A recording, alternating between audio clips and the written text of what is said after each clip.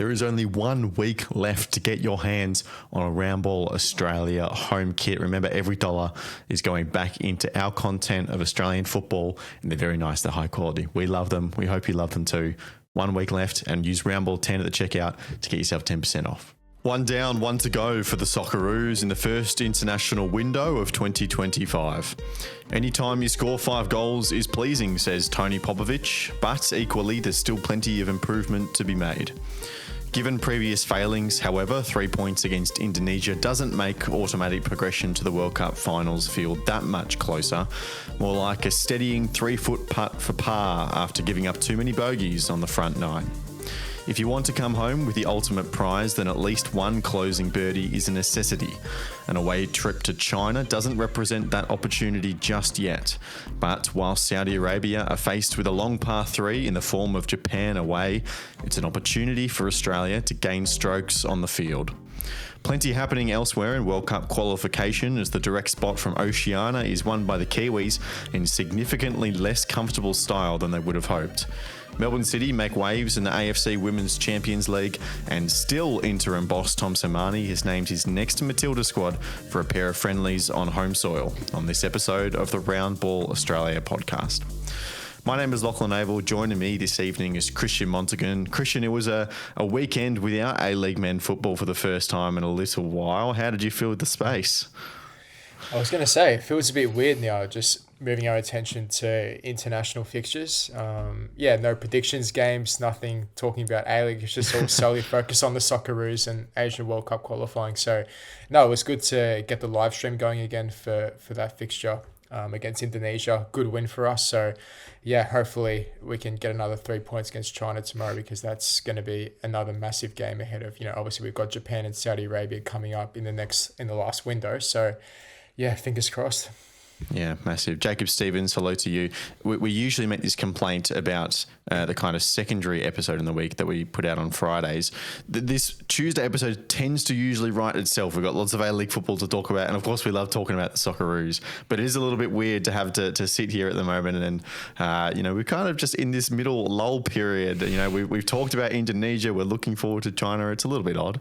Yeah, and it's one of those weird ones as well where seemingly nothing major has happened, where usually we sort of get to the night of the recording and then there'll be some breaking news will drop and we'll be like, perfect, we've got our main topic. But yeah, for this one, it's mostly just the international fixtures. So like you say, between these two fixtures, it makes it a bit of a strange period to be in, but we're here, we're making an episode anyway, so of course, yeah. So there is one bit of news, and we'll get to all those kind of fixtures, and we love talking about Socceroos, but the big piece of news is that there have been some changes in the squad going into this game against China, and kind of more holistically, Christian, it's an opportunity to talk about this conundrum that the Socceroos have been facing for many years now, since the retirement of Tim Cahill, looking for just someone to lay claim to the responsibility of being a regular goal scorer for the national team. That search continues. It's grown more difficult in this window specifically. Adam Taggart and Ksenia Yengi have both been withdrawn due to injury. Taggart, we know, came off at halftime against Indonesia with a little bit of a groin complaint, and Ksenia Yengi, I believe, just aggravated his hamstring in training as well. So they were both ruled out. In comes Mitch Duke, who is just the one inclusion to replace these two players, which is an interesting topic. You'd imagine, I think he would come straight into the starting lineup and be that workhorse that we've seen him, play as a role for the Socceroos for quite a few years now. Yeah, I mentioned in the live stream that I think we missed Mitch Duke to an extent in terms of the work rate and the pressing, because in that opening 10 to 15 minutes, Indonesia were just all over us, right? The passing, playing out from the back, it was a bit too easy. It was only until Australia scored those first couple of goals that naturally we started to really ease into it. But I think Duke just provides that extra bit of that work rate, the presence, the physicality that's required, right? He might not be the flashiest player. He might not be, the out and out goal scorer that we've so desperately craved, like you mentioned, until, Tim Cahill's left the scene. At the same time, I just think in this game against China, it doesn't hurt having someone like Duke in the lineup, right? I mean, we shouldn't struggle to that extent to have him in, right? Because he has been a good servant in these past few years for the Socceroos. So, yeah, I don't see it as a negative whatsoever. I think there'll be a lot of discussions around why a couple of certain players haven't been called up, such as a Noah Botic, which has been scoring for fun in the A-League. And again, it goes back to Popovic. What's his preference? What does he prefer, right? Does he prefer young players coming in? Does he trust them, or does he trust the more experience? And I think it goes back to the latter in terms of Popovic's thinking. And that's just him. And that coaches are different, right? So whilst people might say, yeah, Botic definitely deserves a chance, considering the likes of Adam Taggart just haven't grabbed the opportunity with both hands, right? It's like, it's there for you. It's like, you've got a chance to really cement your number 9 position. You're not doing it. Surely someone like Botic deserves that opportunity. But for Popovic, he just loves to rely on someone who's been there and done that for at least a few years. And it's the likes of Mitch Duke, Adam Taggart. These sorts of players are going to keep playing for the Socceroos. So I don't think we're going to see any change in the near distant future with Popovic in charge. So Brandon Borrello, Jacob, is the other name in there that you'd recognise as probably the 9 option with Mitch Duke, and you'd probably pick between one of them. Do you see that Mitch Duke would come into the starting lineup straight away? I'd say probably yes. I think that, and it's something we mentioned when we were watching the game, obviously on the live stream, was just that sort of physicality that wasn't quite present from Adam Taggart, where he did kind of struggle a lot of the time because they were looking to play directly to him. He was having to fend off 1 or 2 defenders a lot of the time with his body, and didn't quite have that, whereas I think Mitch Duke might be perhaps a little bit more suited to playing that sort of way. Now, that's not to suggest that's how Australia are going to look to play in this match against China. I expect China to look a lot different to how Indonesia went out there and pressed really high and aggressive, but I think that, Christian's touched on the experience and just knowing, how to play as a striker for Australia, right? He was the centerpiece for quite a while there at number 9.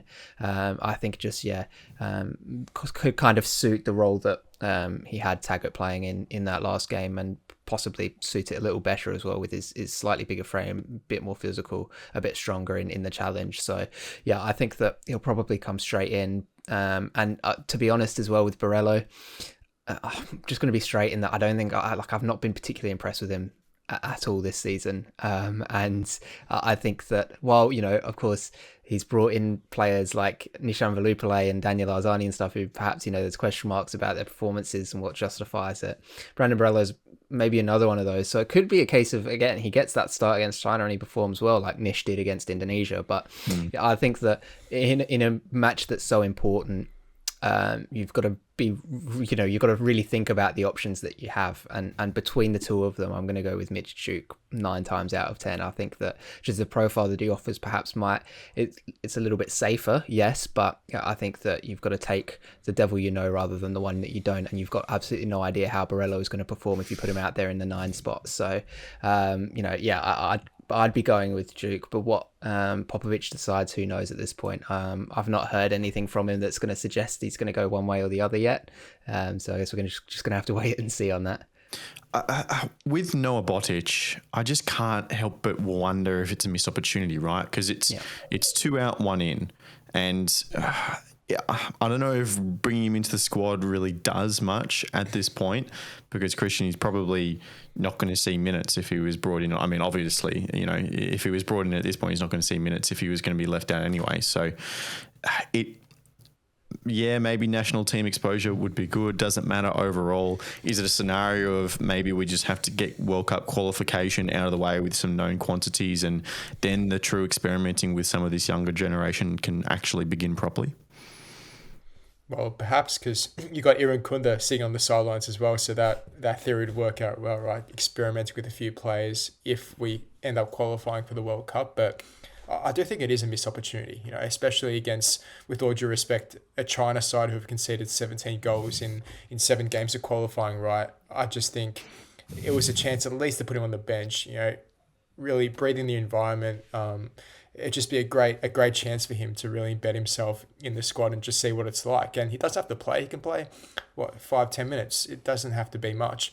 Just at least get him into the squad and let him get a feel for what it's like to be in a national team setup, right? It can be so valuable for young players, because when they are ready for the opportunity and they do, eventually get into the squad, then they're familiar with everything, right? It's nothing new. So I think, I'm with you, Lockie. It's a bit of a missed chance.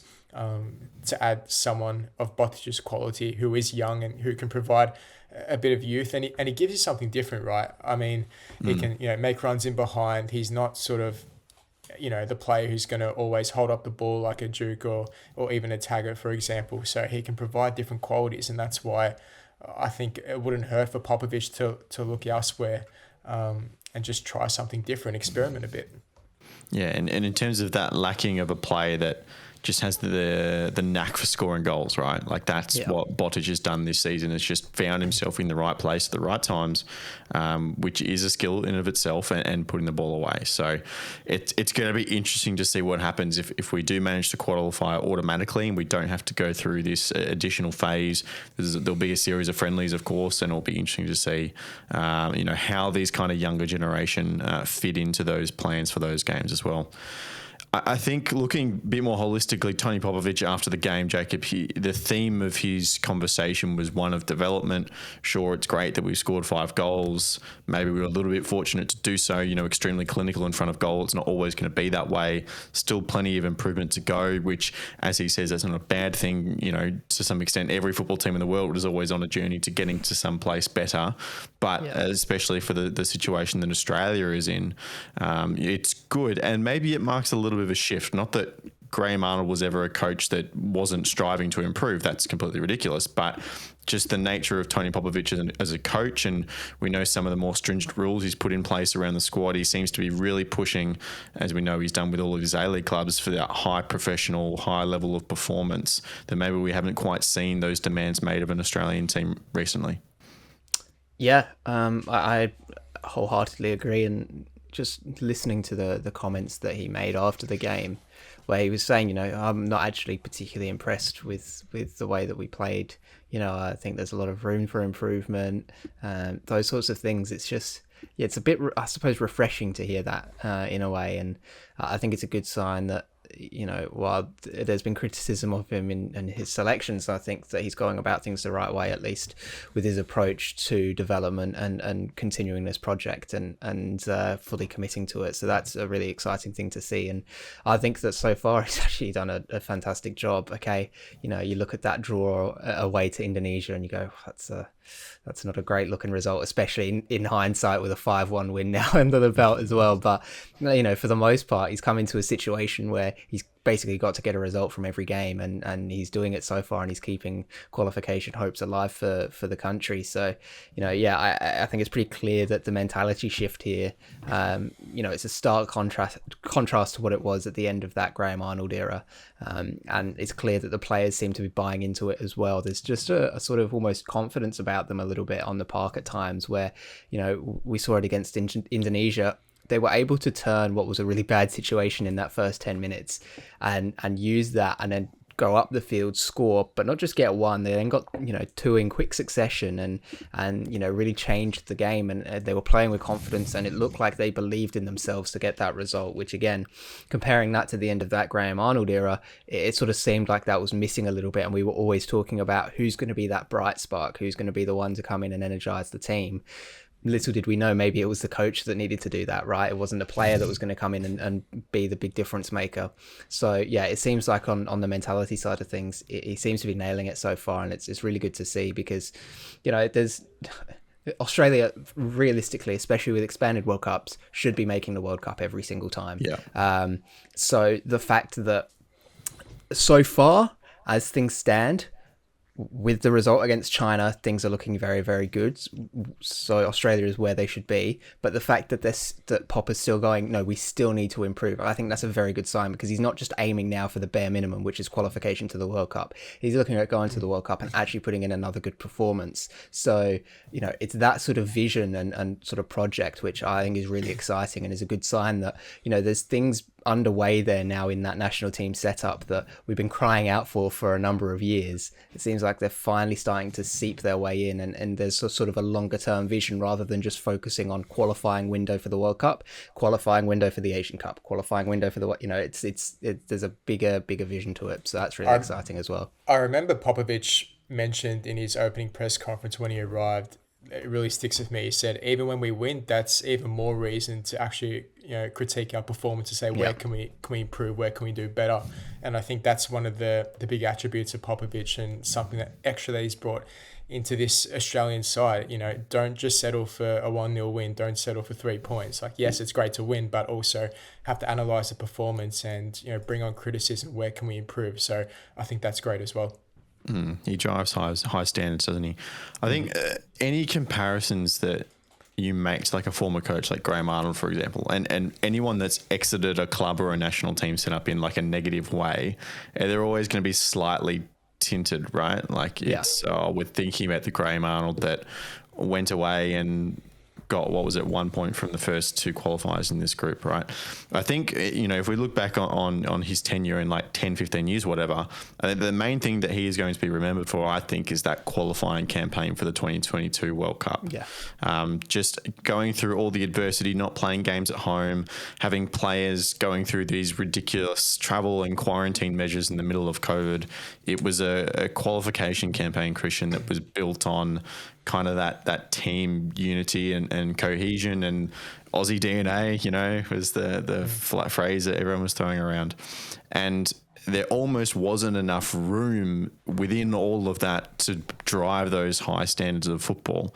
So when, things returned to normality, the high of the World Cup wore off a little bit, and, the success of a team was stripped down to its fundamentals, maybe we were lacking a little bit. And that's probably no fault of Graham Arnold, but also at the same time, it's clear that there's been a big step up since Popovic has taken charge.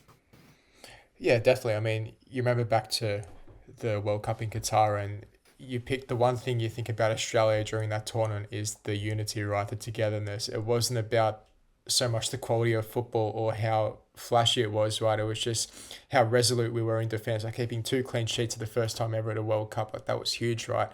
And that was under Arnold's wing. So you've got to give him a lot of credit there. But I think it goes back to this whole like Botic conversation, whether he deserves to get picked or not. It comes down to our identity, and do we pick players who love to grit and fight like the Dukes, or do we want to revert more to a Noah Botic type player who's, going to be a consistent goal scorer, going to be, provide a bit of extra skill, a bit more, extra something. I think that's where Australian football gets lost in terms of the national team sometimes. It's like, what direction are we actually trending towards?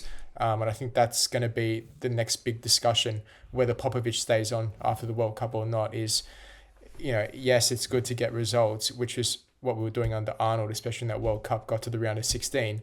But it's the football that we actually want to produce moving forward. How are we going to bring up the kids, the youth development, which way forward? We've spoken about, following the Dutch system, but where's that really gotten us in terms of the actual senior national team?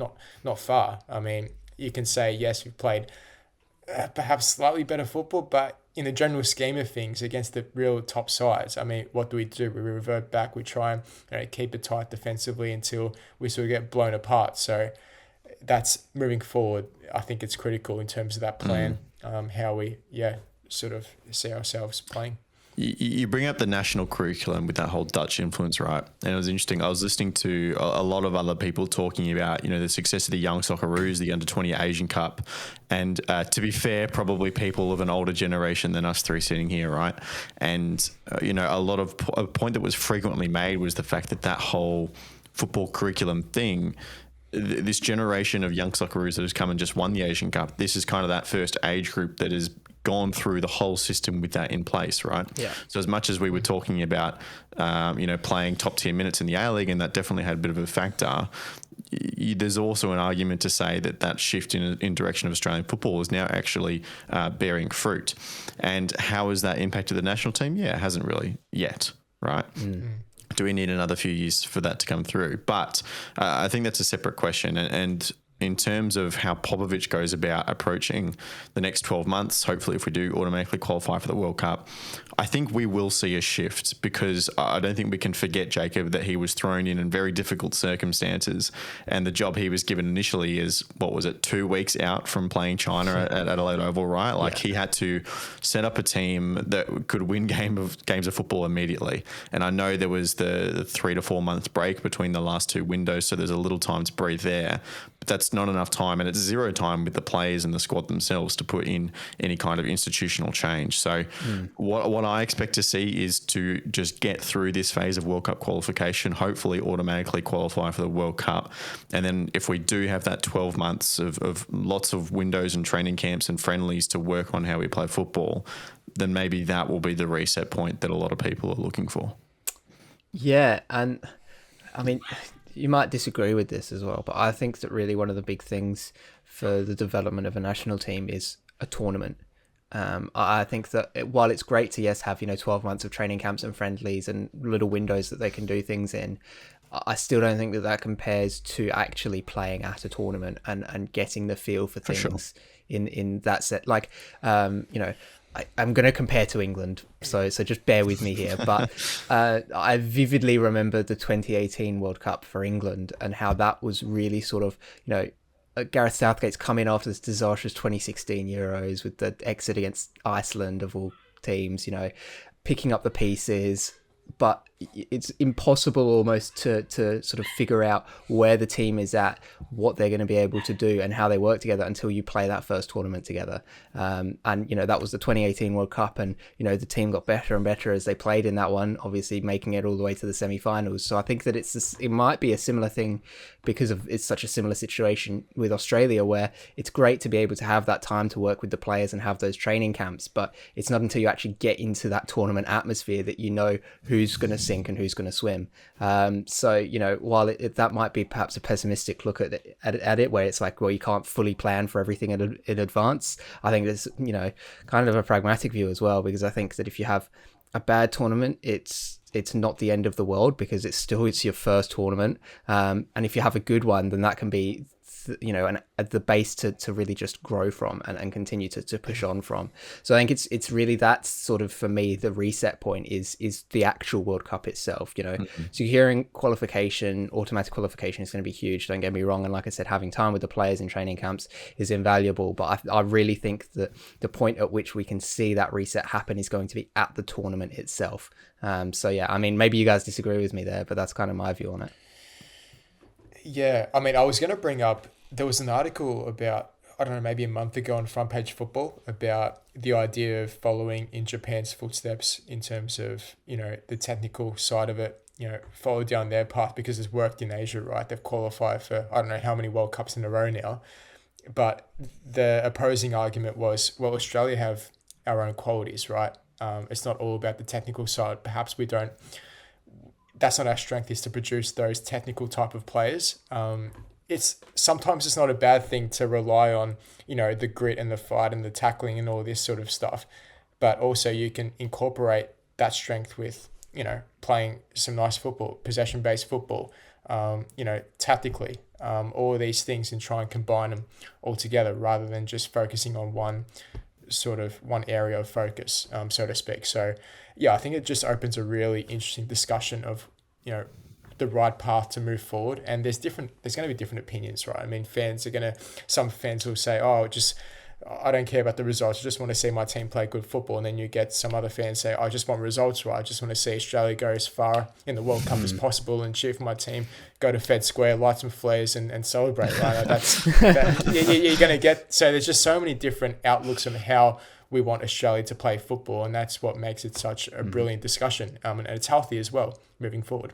Yeah, I agree. I think personally, I think we need something unique to us. You take bits and pieces from different places, but I think it was the Suited boys, right? They were talking about this, and it's like, these kind of identities in football teams come from the society of the players of the nation, right? So, yeah, as you say, Christian, it's not a bad thing for Australia to be, very resilient people and willing to grind out matches and put in the hard yards, the hard yakka, whatever you want to call it, and play football that way. And then if you take little bits and pieces from different places, obviously the lack of technical players in the front third has been a big issue, but all the juniors coming through now, at least at the high national level, level and these underage categories seem to be doing very well in that area of football. So it's exciting. It's exciting, and it's a conversation that we're going to continue to have as we go down the years and into this next World Cup and past it, of course, as well. You mentioned Japan. Now, on Tuesday night, we kick off against China at 10 p.m. Australian Eastern Daylight Time. It's still daylight time for a couple more weeks, I think. Gonna have to check that soon. But about half an hour before, Jacob, Japan will kick off at home against Saudi Arabia, which has massive ramifications for this group, right? In the last match day, for the first time in this whole phase of qualification, everything happened as it was expected to. So we're kind of as par for this window, but through the lens of looking at Australia and Saudi Arabia as direct competitors for this second spot, this is absolutely massive, right? So after Japan's win against China, they're in the World Cup. Congratulations to them. They're the only actual team at that point in time that had qualified for the World Cup. Of course, you got the three hosts as well. So there's an interesting shift in mentality then for them. Obviously, they're still with a squad full of players that was picked to qualify for the World Cup. That might not be the case when we play them in a couple of months' time. But it's such an important game for both Saudi Arabia and Australia, and it's going to have massive ramifications. Yeah, it's the big question is, how is Japan going to approach this game? Because, obviously, they've secured that qualification. They don't need to push for the win.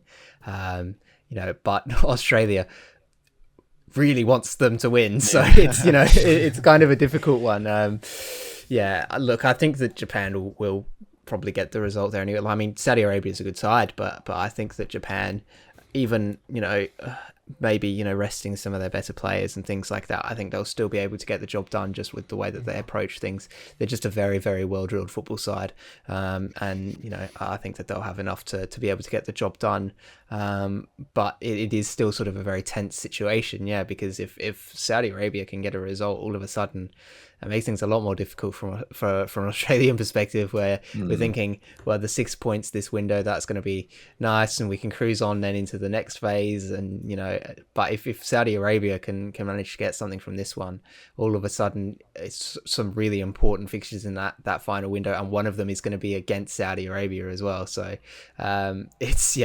look, just let's hope that Japan can get the job done, and make things easy for Australia, because then it's in Australia's hands, and it's a case of, you can only let yourselves down. You're not relying on anyone else. I do think that Japan will do a job, but I think if Saudi Arabia are up for it, and of course their qualification's on the line, so they're going to be up for it, then it could be a tight game. And if I don't want to think about that happening, because that would suck, and it would just mean that there's more pressure on Australia then heading into the next window.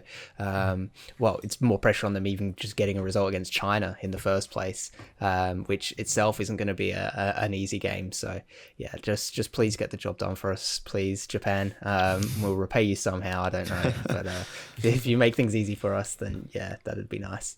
I think the one thing going in Australia or Japan's favour, depending on how you look at it, Christian, is they won't want to return home to Japan having qualified for the World Cup and then ruin that celebration by putting out a second string team or losing to Saudi Arabia. You know what I mean? They're going to want to put out a good performance and be able to celebrate that achievement with their country, right? So I think that is in the win column for Australia.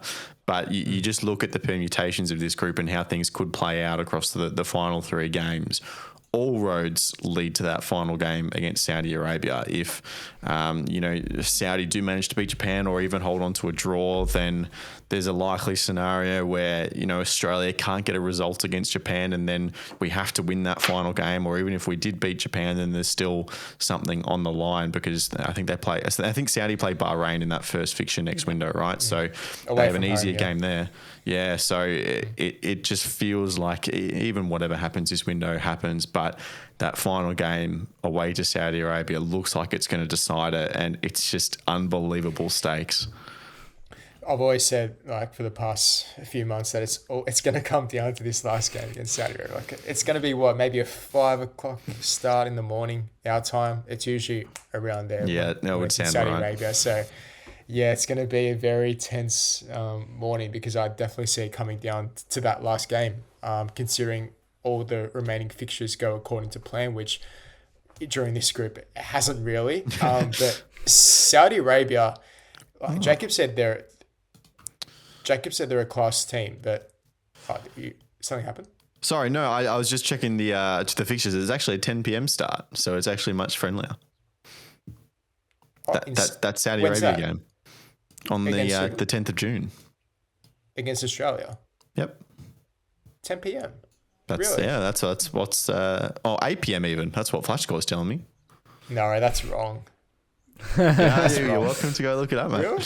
Yeah, 8 p.m. Right, I'll have a look at the time zone differences later, but yeah, I think I was going to say, because Jacob said before that Saudi's a good side. Like, they are, but they've just been incredibly underwhelming this campaign. Like, even against China, they just scraped a 1-0 win, lost to Indonesia 2-0 the previous fixture. Like, it's been a bit unpredictable since, you know, they had Roberto Mancini come in as manager, and then he left, and there's been sort of a bit of turmoil in around there. So I just can't trust the Saudi side. And you look at Japan, they're just incredibly professional. They don't care whether they're qualified or not. They're going to put in a good performance at home.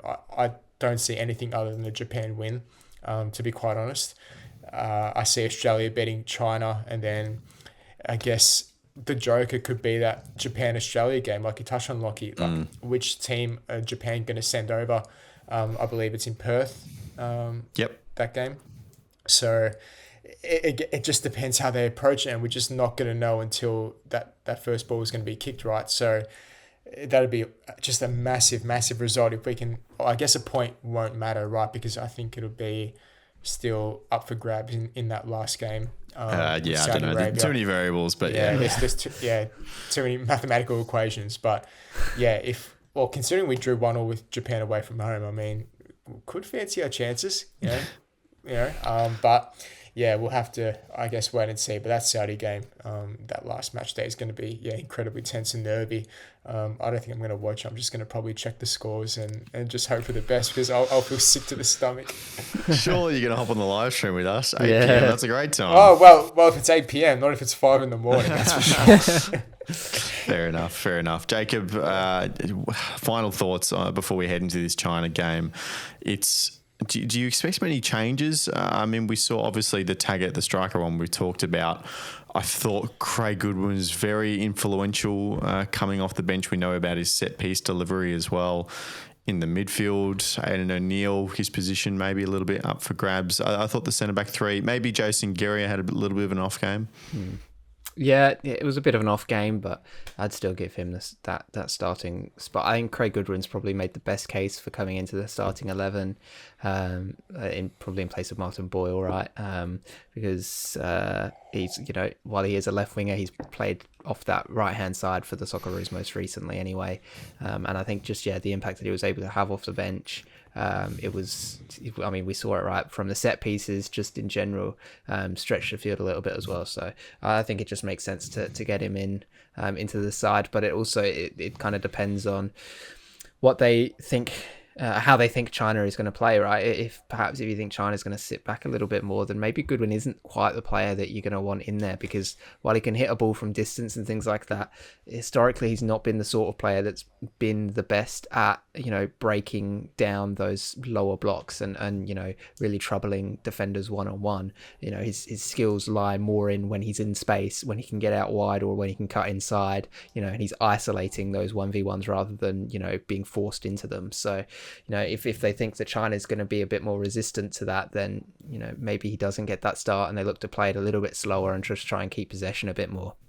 But I think, of all the players, he's the one that's made the most credible case for coming in. And I think then on the other flip side, is then if China are playing that sort of low block, slow defensive football, then maybe you do need somebody who is good at set pieces, who can, that's going to be your avenue into the game. So I'd want to see Craig Goodwin starting. You can put him on the right, then you can keep Nish out on the left. You don't have to ruin his confidence by giving him that start, him having a good game, and then just pulling him in the second one and going, you're back on the bench for Craig. vague, right? You can keep him out there and hopefully that confidence builds into a run of form for him. And then you can have Craig Goodwin come in on the right and change things up. In terms of Aidan Neal, who had a very quiet game, but I don't think he had a bad game. I think it was just because of the way that Australia had to play, where they just had to bypass that first level of the midfield.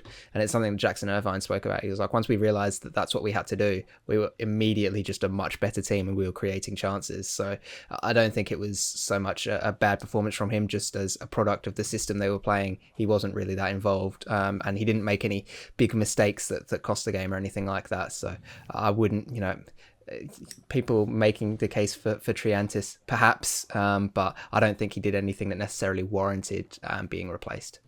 Fair enough. All right. Well, elsewhere in World Cup qualification during this international window, New Zealand have defeated New Caledonia 3-0 at Eden Park on Monday afternoon to take the one and only direct Oceanic qualification spot in the new 48-team World Cup format. They become the fifth team, Christian, alongside Japan and the three hosts, to officially book their spot. There's probably going to be a few more over the course of the next couple of days. But it wasn't made easy for them. And of course, since we've learnt about this new qualification process, been plenty of talk about just automatic World Cup spots for New Zealand for the foreseeable future. I'm sure it didn't feel that way when it was 0-0 at halftime. New Caledonia didn't really have any big opportunities to speak of, but you get to 45 minutes at 0-0. Chris Wood then has to be withdrawn due to injury in the 55th when it's still 0-0. I'm sure if you're a New Zealand fan at that point in time, you weren't feeling super, super confident, at least as much as you were before the game. But goals to Boxall, Barbarouses and Just got the job done. And for just the third time in their history, the Kiwis are off to the World Cup.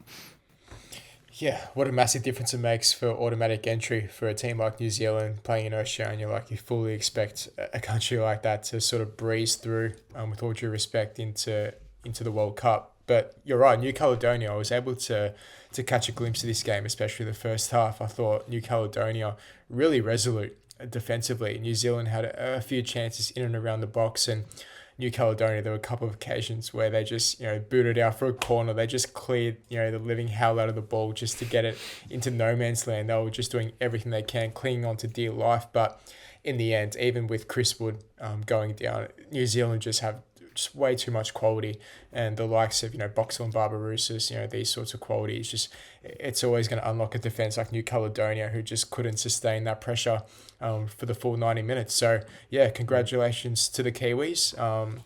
Third appearance of the World Cup, which I thought it would have been more than that, but I think it makes sense considering they've always had to go through the intercontinental playoffs, which just made it really difficult for them. So yeah, it's interesting because I saw on X a comment from a Kiwi fan saying that he actually he would prefer if New Zealand, entered in Asia qualifying. And then you had comments saying, so that means you don't want to see New Zealand qualify for future World Cups. But his argument was that he wants to see it more competitive. Like for New Zealand, you just don't get much from beating these sides like Tahiti's, the New Caledonians and all the island nations. Like, what do you really get out of it in terms of competitive, real good football heading into a World Cup and major competitions? It just doesn't give you much, right? So I guess that argument is quite valid, right? But at the same time, to qualify in Asia, as the Socceroos have learnt, it isn't easy for sure.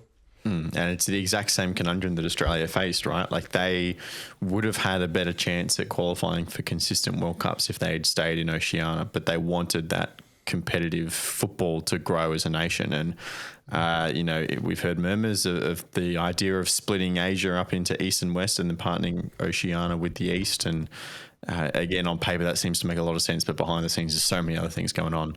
I guess it's just an idea at this point.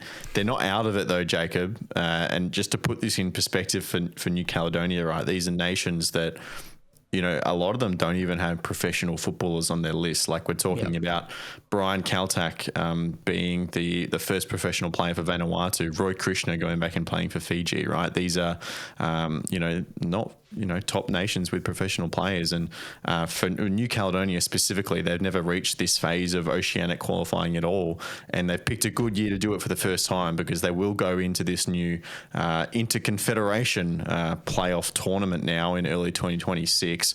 They'll have to win twice, because they'll be one of the lowest, well, they will be the lowest ranked team to participate. So they have to win 2 games against different new qualifiers from around the world. But the path is still alive for them, which is pretty cool to say for a country like them. Yeah, it's something to work towards, if you're not completely out of it yet, fellas. So, you can keep fighting, keep going. And all you need is 2 wins, just 180 minutes of good football and you're there. It's sort of that little carrot on a stick for them. Obviously it's not going to be easy for them, but it's like you said, the path is still open for them. And I think that's the other thing as well, right, is on the side of the New Zealand being an Oceania debate thing, is that it's sort of also then there's not been that growth opportunity for some of those smaller island and Pacific Island nations and things like that in the region, because it's New Zealand has just taken the spot every single time.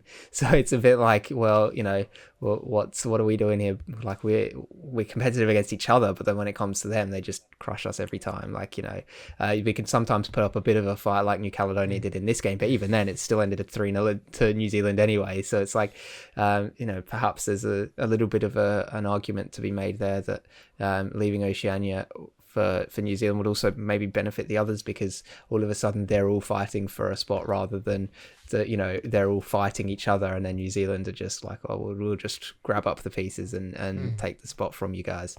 But then, when you do have this Interconfederation playoff setup as well, does still keep the path alive for the best performing of those sides. So, there's definite arguments to be made about it, but I think that it's such a strange position to be in, because it's unlike anywhere else in the world, where you've got these 2 relatively big countries in Australia and New Zealand surrounded by a lot of really small nations in the same confederation. And it's, well, what do you do with that? It's a difficult one to try and crack, because everywhere else in the world, it isn't as isolated, and there's bigger countries around, and there's at least competitive football and professional football being played in the vast majority of those. Whereas, as you mentioned, Lockie, that's not the case with some of these nations. So yeah, it's an awesome fairy tale type dream for New Caledonia. So let's see how far they can go, whether they can get those 2 wins or not. Like I said, it's going to be a tall order for them.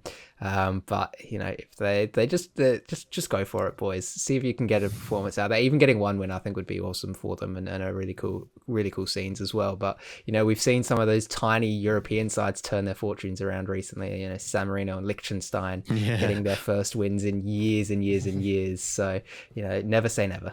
Never say never. I like it. A little bit of trivia for you, Christian, before we sign off on this. I'm not. I've seen the rundown. I'm not playing.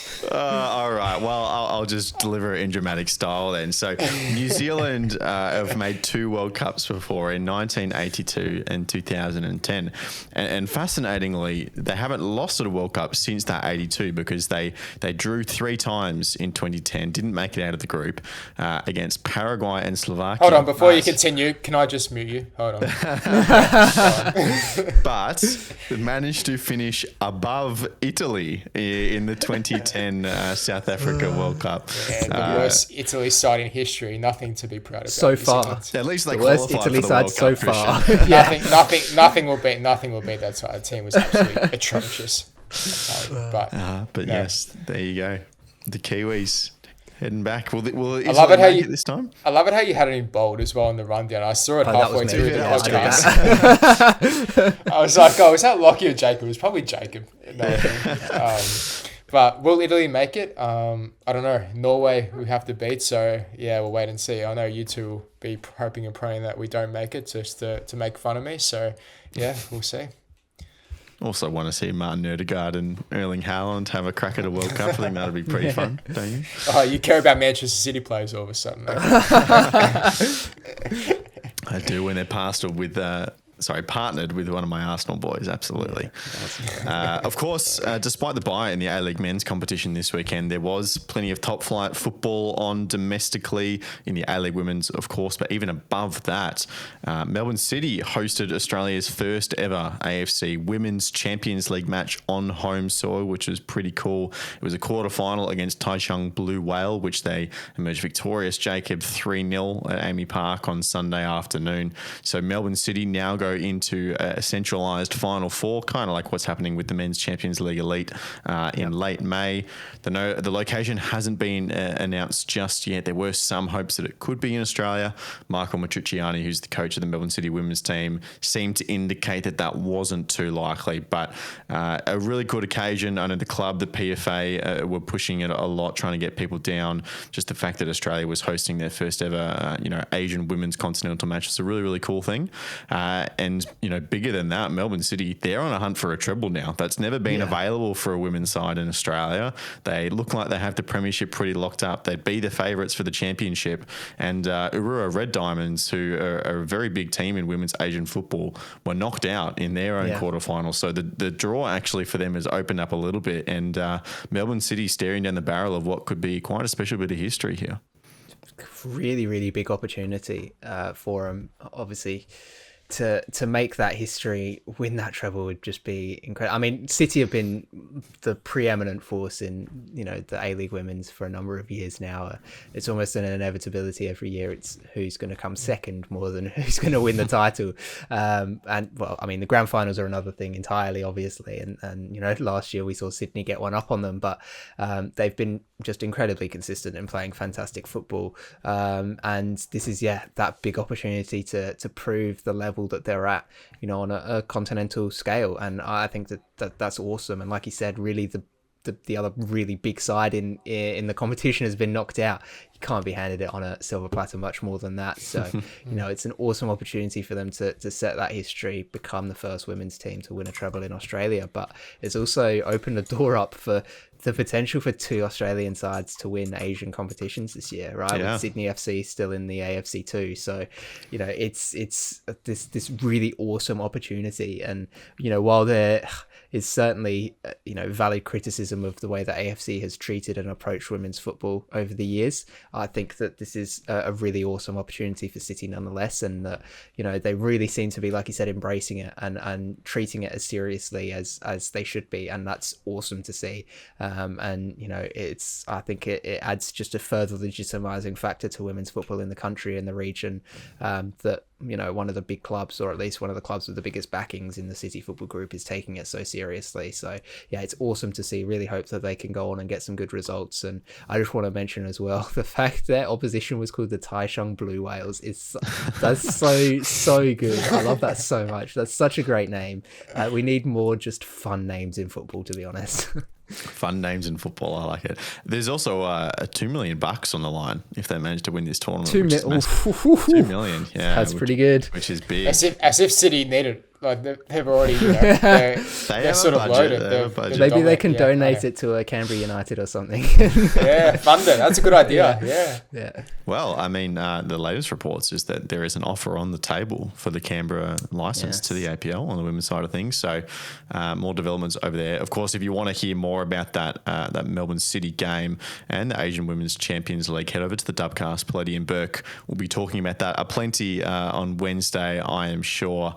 Of course, there is plenty going on in women's football. Tom Samani has named his 4th squad as interim boss of the Matildas. That interim tag is getting weaker and growing longer by the week. So yes, you can tune into the Dubcast to break all that down. Christian, I don't know if there is a new way to ask this question. I don't think it is surprising somehow that Tom Samani is still the interim coach of the Socceroos. I think we're expecting to wait still a few more months. Maybe the Matildas, you mean?